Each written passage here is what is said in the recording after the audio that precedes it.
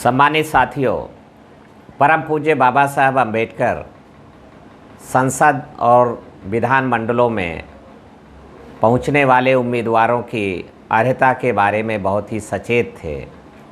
तो जब नवंबर 1950 में संविधान लागू होने के पश्चात प्रोफेसर के.टी. शाह और दूसरे अन्य सदस्यगण ये प्रस्ताव लेकर के लोकसभा में आए कि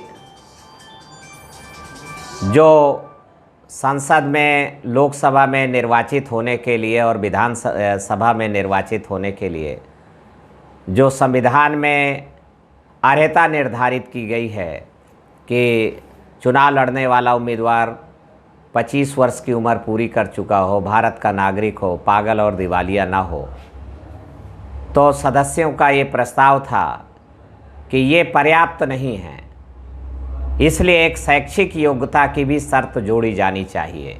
बाबा साहब अम्बेडकर ने 23 नवंबर 1950 को इसका जवाब देते हुए संसद के अंदर कहा, वो मैं आपके सामने उद्धृत करना चाहता हूँ, जो इसको हम पुस्तक के रूप में भी छपवा रहे हैं और जल्द ही आपके सामने होगा।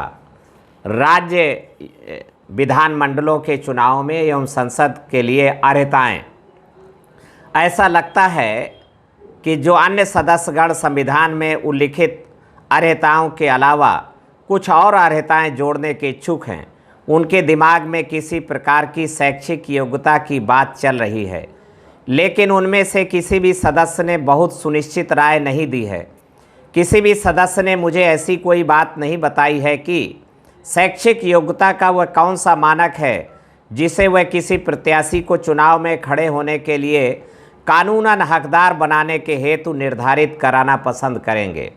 बाबा साहब अम्बेडकर यही नहीं रुके और उन्होंने आगे भी कहा कि मुझे तो ऐसा लगता है कि सदन की सदस्यता के लिए शैक्षिक योग्यता ही एकमात्र अर्हता हो सकना तो मुश्किल ही है, असंभव है।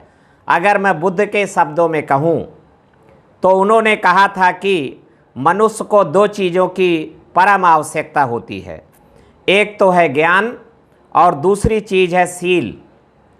सील विहीन ज्ञान अत्यंत खतरनाक होता है, भूखे भेड़िए के समान होता है। ज्ञान के साथ सील का होना निहायत ज़रूरी है। सील से हमारा तात्पर्य है चरित्र, नैतिक साहस, किसी भी किस्म के प्रलोभन से मुक्त रह सकने की सामर्थ्य, अपने आदर्शों के प्रति सत्यनिष्ठ रहना और कर्मठ और संघर्षशील रहना। जिन लोगों ने प्रोफेसर के.टी. शाह के समर्थन में अपनी बात कही है, उन सदस्यों ने अपने भाषणों में सील संबंधी इस दूसरी योग्यता का तो कहीं कोई जिक्र ही नहीं किया है। हालांकि स्वयं मेरी भी ऐसी प्रबल आकांक्षा है कि इस गरिमापूर्ण सदन के अंदर कोई भी ऐसा सदस्य प्रवेश ना करे जो यथेष्ट मात्रा में सील युक्त ना हो। मेरा बस चले तो सील विहीन लोगों के लिए मैं इस संसद के और विधान मंडलों के खिड़की और दरवाजे तक बंद कर दूं, ऐसा बाबा साहब अम्बेडकर का हम लोगों के लिए मार्गदर्शन था। मेरे भाइयों, मैं आपसे कहना चाहता हूं कि अगर राज सत्ता का, राजनीतिक सत्ता में बैठे हुए लोगों का मकसद इस देश की समाज व्यवस्था, शोषण की व्यवस्था, जुल्म की व्यवस्था को ज्यों का त्यों बनाए रखना है, ऊर्ध्वाधर खड़े रखने का मकसद है, तो राजनीति में चरित्रहीन, सील विहीन लोग, चोर, लुटेरे और अपराधी प्रवृत्ति के लोग उपयोगी हैं, क्योंकि ऐसे लोग इस जुल्म की व्यवस्था को बनाए रखने में सहायक सिद्ध होंगे, मददगार सिद्ध होंगे और जुल्म की व्यवस्था को, शोषण की व्यवस्था को बनाए रखना चाहेंगे। परंतु अगर आपका मकसद ऐसी ऊर्ध्वाधर खड़ी हुई शोषण की, जुल्म की व्यवस्था को बदलकर समता, स्वतंत्रता, बंधुत्व और न्याय पर आधारित ऐसी समाज व्यवस्था की स्थापना करने का है, तो राजनीति में, लोकतंत्र में सीलवान, चरित्रवान, ईमानदार, परिश्रमी, संघर्षशील और नैतिक बल से सराबोर युवा चाहिए, प्रतिभा संपन्न लोग चाहिए, अगर इस देश की व्यवस्था को बदलना है।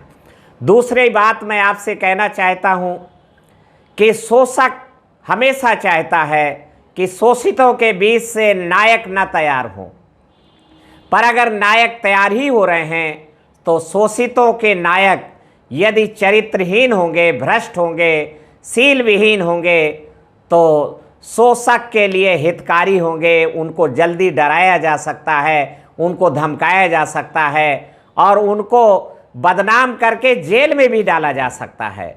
इसलिए बहुजन समाज के नौजवानों से मैं आह्वान करना चाहूँगा इस वीडियो के माध्यम से कि भविष्य के लिए हम जो आंदोलन तैयार कर रहे हैं और भविष्य में बड़े बदलाव लाना चाहते हैं और हमारा अभीष्ट है इस देश की शोषण और जुल्म पर आधारित ऊर्ध्वाधर खड़ी हुई समाज व्यवस्था को बदल डालने का, क्योंकि ये समाज व्यवस्था ही हमारे दुख का कारण है।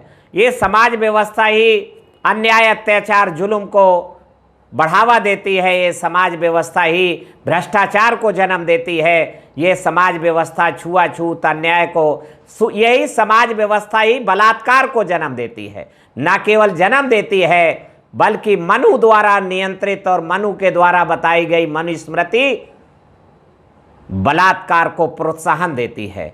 इसलिए अगर हमें इसको बदलना है, अगर इस शोषण की व्यवस्था को बदलना है तो राजनीति में चरित्रवान लोग चाहिए, सीलवान लोग चाहिए, कर्मठ लोग चाहिए, ईमानदार लोग चाहिए। इसलिए मैं इस वीडियो के माध्यम से आप सभी नौजवानों का आह्वान करना चाहूँगा कि अपने आप को तैयार करें और अपने समाज को तैयार करें। बाबा साहब अम्बेडकर और मानवर कांसीराम जी का उदाहरण हमारे आपके सामने है। मानवर कांसीराम साहब और बाबा साहब अम्बेडकर यदि चरित्रवान और सीलवान नहीं होते तो अंग्रेज़ों की आंखों में आंखें डाल करके बात नहीं कर पाते। गांधी और नेहरू के आंखों में आंखें डाल करके हमारे आने वाली पीढ़ी के लिए अधिकारों का एक बड़ा पैकेज नहीं छीन करके ला पाते। और अगर मानवर कांसीराम जी चरित्र और नैतिकता और सीलवान नहीं होते तो वो राजीव गांधी और बीपी सिंह की आंखों में आंखें डाल के बात नहीं कर पाते, अटल बिहारी वाजपेयी की आंखों में आंखें डाल के बात नहीं कर पाते। और जब उसने प्रस्ताव रखा कि हम आपको राष्ट्रपति बनाना चाहते हैं तो मानवर कांसीराम जी अगर कमज़ोर होते कहीं से भी तो वो राष्ट्रपति का पद स्वीकार कर लेते और पूरे अपने समर्थकों को आर्गूमेंट करते कि भाई राष्ट्रपति बन के हम सामाजिक परिवर्तन ज़्यादा कर सकते हैं। पर नहीं, मानवर कांसीराम जी ने अटल बिहारी वाजपेयी को दो टूक शब्दों में कहा कि भाई मैं तो भारत का प्रधानमंत्री बनना चाहता हूँ, राष्ट्रपति तो भारत का रबर स्टैंप है। ये उनका जो चरित्र बल था, जो मोरल नैतिक बल था और उनके अपने लक्ष्य के प्रति, अपने अभीष्ट के प्रति दृढ़ प्रतिज्ञ थे, उसके कारण ऐसा कर सके। इसलिए भविष्य के कार्य योजना के लिए, भविष्य के सामाजिक परिवर्तन आंदोलन के लिए हमें चरित्रवान, सीलवान नायक चाहिए। और सामाजिक परिवर्तन मिशन, मानवर कांसीराम जी का चेला, मानवर कांसीराम जी का काडर दद्दू प्रसाद पूरे देश में चरित्रवान, सीलवान मानव श्रृंखला बनाने की कोशिश में लगे हैं। राजनीति में चरित्रवान और सीलवान लोगों को स्थापित किया जाए, मजबूत किया जाए, हौसला दिया जाए उनको।